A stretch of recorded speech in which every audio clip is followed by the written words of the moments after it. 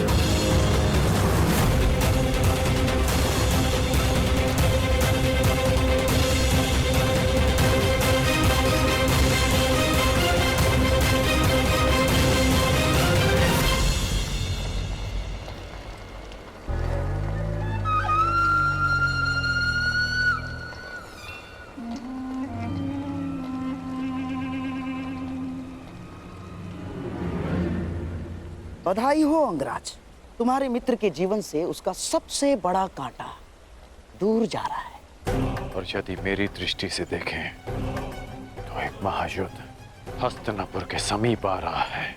ना, कोई युद्ध मेरे दुर्योधन के निकट नहीं आ सकता अंगराज। 12 वर्ष के वनवास के पश्चात उस 1 वर्ष के अज्ञातवास में पांडवों को हम ढूंढ लेंगे और फिर से उन्हें 12 वर्ष के वनवास पर जाना होगा। और ये चक्र सदैव चलता रहेगा अंगराज। और पांडवों का वनवास उनकी मृत्यु से पूर्व समाप्त नहीं होगा।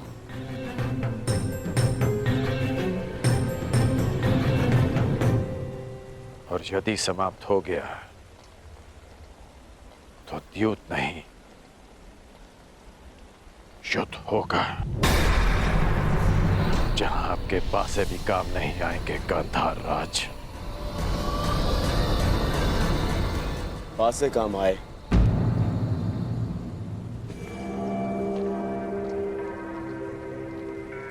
या ना आए, मुझे तो इस बात की प्रसन्नता है कि आज मेरा मित्र मेरे काम आया। आज जिस तरह से जो कुछ भी तुमने किया, जो तुमने मेरा साथ दिया, जो उन पांडवों को उत्तर दिया, मैं बहुत अभिभूत हुआ मित्र।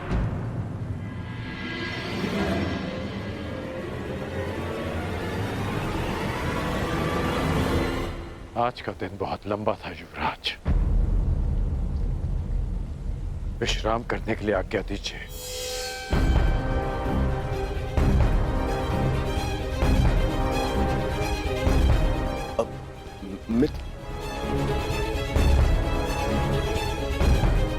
समझ रही है ये द्यूत तो मैं जीत गया,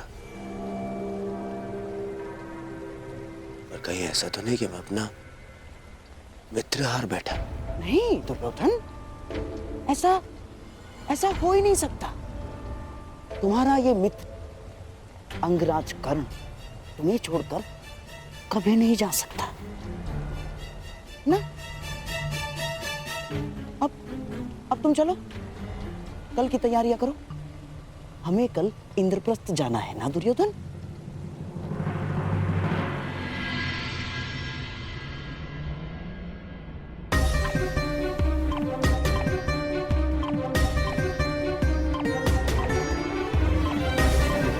ये भूमि पर जलने के चिन्ह कैसे हैं? ये पांचाली के चरणों के चिन्ह हैं। उसके मन की अग्नि उसके तन को जला रही है। भ्रातृश्री,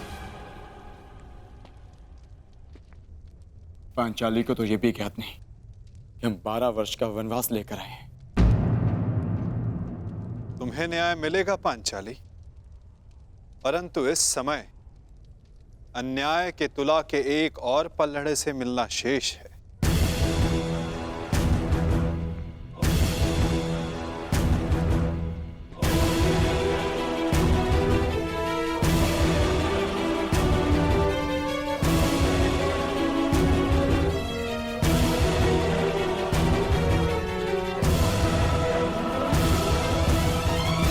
आओ महान वीरों, प्रणिपात स्वीकार करो। फहरा आए अपने धर्म की ध्वजा धर्मराज, दिखा दिया अपने गदा का बल विकोदर, अपने बाणों की पैनेपन की सीमा देख आए अर्जुन।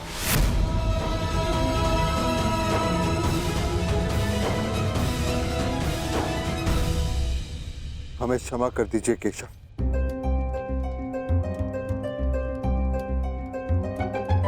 हमने जो कुछ किया धर्म से विवश होकर किया।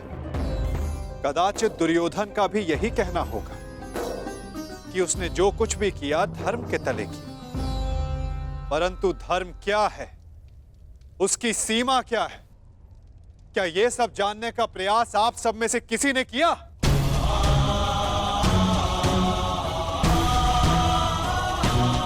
धर्म वो रथ है जिस पर चढ़कर संसार में व्यवस्था का राज्य किया जाता है। धर्म वो बाण नहीं जिसे हाथ में लेकर अधर्म को तांडव करने दिया जाए। अंधकार में रोशनी देने वाली मशाल यदि हाथ को जला दे तो उसे भी बुझा दिया जाता है।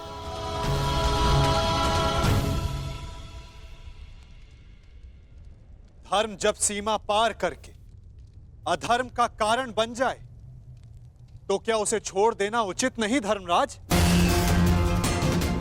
द्यूत के लिए बुलाए जाने पर ना जाना क्षत्रियों का धर्म नहीं। अच्छा है, परंतु क्या अपनी प्रजा के अस्तित्व को उनसे बिना पूछे दांव पर लगा देना क्या धर्म है? एक अग्रज का धर्म होता है कि वो अपने अनुजों का मार्गदर्शन करे। उन्हें दासत्व के मार्ग पर भेज देना क्या धर्म है? जिस पत्नी की रक्षा करना पुरुष का सबसे बड़ा कर्तव्य होता है, उसे चौसर की बिसात पर बिछा देना क्या धर्म है धर्मराज?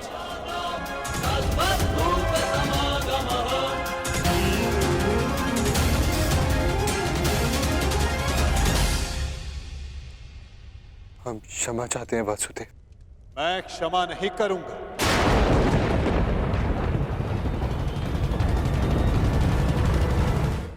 मैं क्षमा नहीं करूंगा, क्योंकि क्षमा करने का अधिकार मेरा नहीं, पांचाली का है।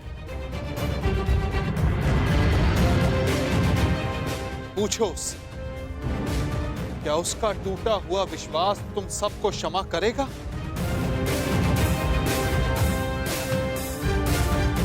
क्या उसके खुले हुए केस तुम्हें क्षमा करेंगे? क्या इतिहास तुम सबको क्षमा करेगा?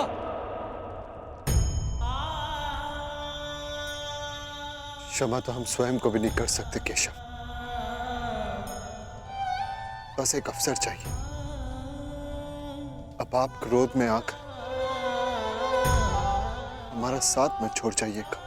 स्मरण रखना धर्मराज, मैं किसी के साथ नहीं, मैं इस समय केवल विरुद्ध हूं। हर उसके विरुद्ध जिसने पाप किया या मौन रहकर पाप सहा। यदि मैं किसी के साथ हूं तो केवल स्त्री के मान के साथ हूं। मैं केवल द्रौपदी के साथ हूं। आप बिल्कुल ठीक कह रहे हैं केशव। हमने जो अपराध किया है वो क्षमा करने योग्य नहीं है।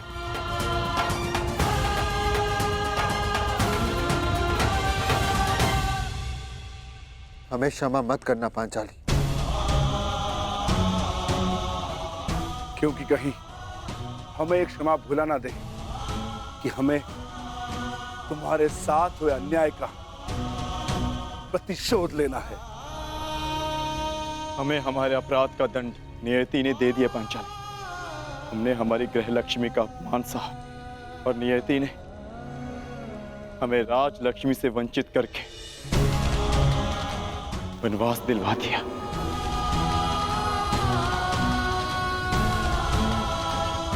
12 वर्ष का वनवास और 1 वर्ष का अज्ञातवास।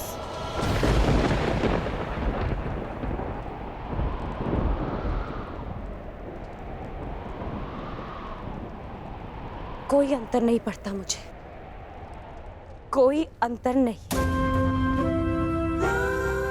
अपना सम्मान भंग हो जाने के पश्चात मेरे लिए ये राज्य, ये महल, ये सुविधाएं कोई मोल नहीं रखती।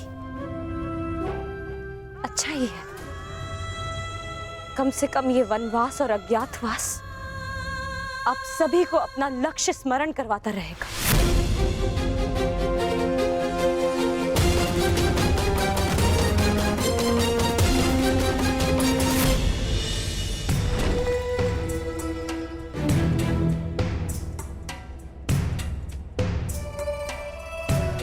मित्र,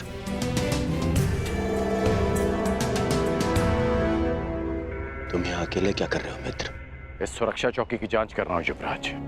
वर्षों से हस्तिनापुर पर आक्रमण करने का किसी ने साहस नहीं किया, परंतु अब आभास हो रहा है कि आक्रमण शीघ्र ही होने वाला है। तुम व्यर्थ ही चिंता कर रहे हो मित्र। 13 वर्ष बहुत लंबा समय होता है और उन पांडवों का तो वनवास कभी समाप्त नहीं होगा। परंतु फिर भी तुम्हें यह करना ही था तो किसी सेवक को बुला लेते, उससे करवा लेते। एक सेवक ही यह कार्य कर रहा है युवराज।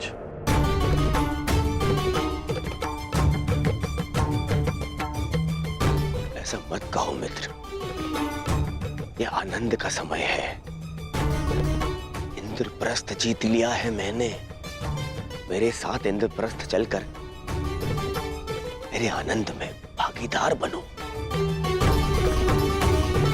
जो पाप में भागीदार बन जाए वो केवल यंत्रणा में भागीदार बन सकता है, आनंद में नहीं युवराज। तुम मुझे बार बार युवराज क्यों कह रहे हो? मैं तुम्हारा मित्र हूं, तुम मेरे मित्र हो, मित्र कहो मुझे। भरी सभा में अपने मित्र और उसकी मित्रता को लज्जित किया आपने। आपकी मित्रता उसी समय समाप्त हो गई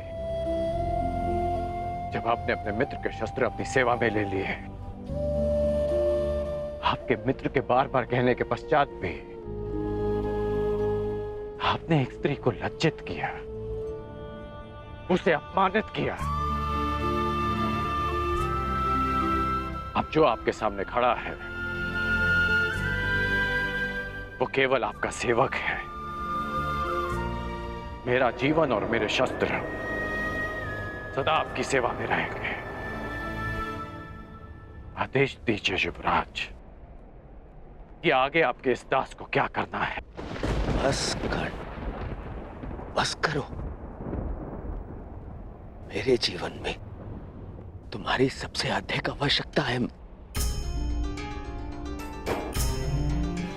आपकी हर आवश्यकता पूर्ण करना मेरा धर्म है युवराज, परंतु केवल एक सेवक बनकर, एक दास बनकर, आप मित्र समझकर मैं आपको कभी गले नहीं लगा पाऊंगा। यदि आप चाहते कि मैं आपके साथ इंद्रप्रस्थ चलूं तो मैं अवश्य चलूंगा युवराज, परंतु केवल एक सेवक बनकर चलूंगा।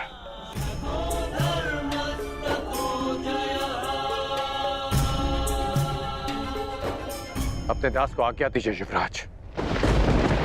प्रणिपात।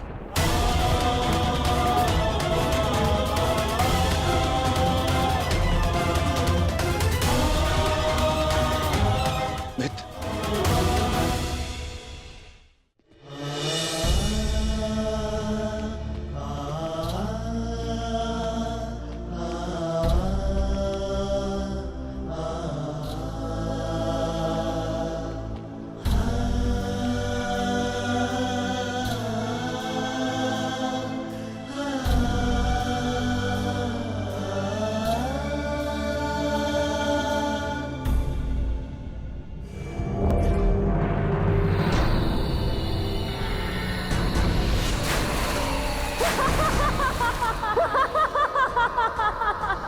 अंधे का पुत्र अंधा। दुशासन, ये वही स्थल है जहां मैं गिरा था। यही मेरे अपमान का ठास उड़ाया गया था।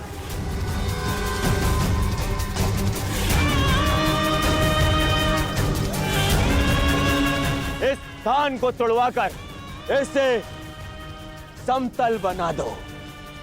इस माया महल के हर एक भ्रम को भंग कर दो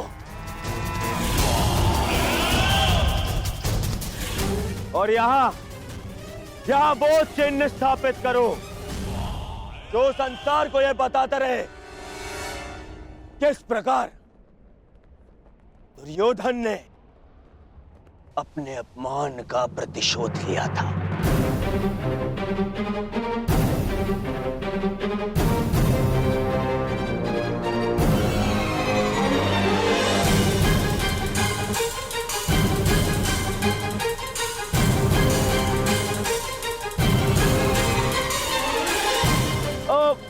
भ्राता युधिष्ठिर,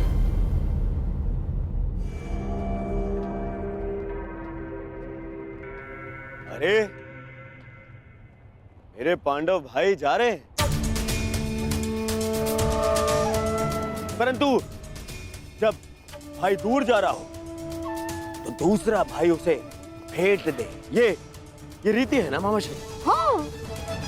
हाँ। तो इन भाइयों के लिए इस भाई की ओर से एक छोटी सी भेंट।